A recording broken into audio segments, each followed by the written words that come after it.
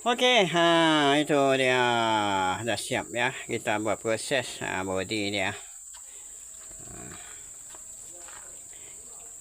Cuma di sebalik atas dan di sebalik tepi dia, balik atas ya. Belum lagi.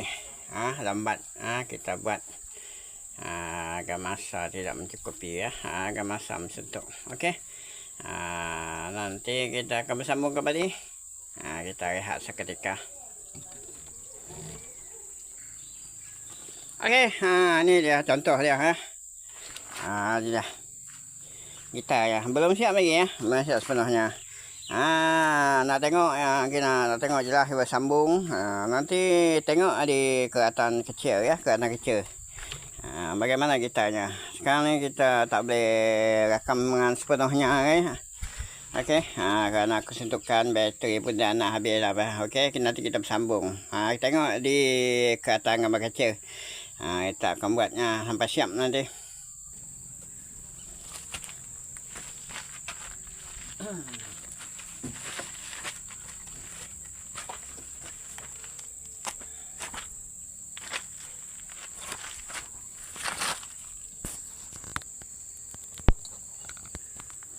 Okey,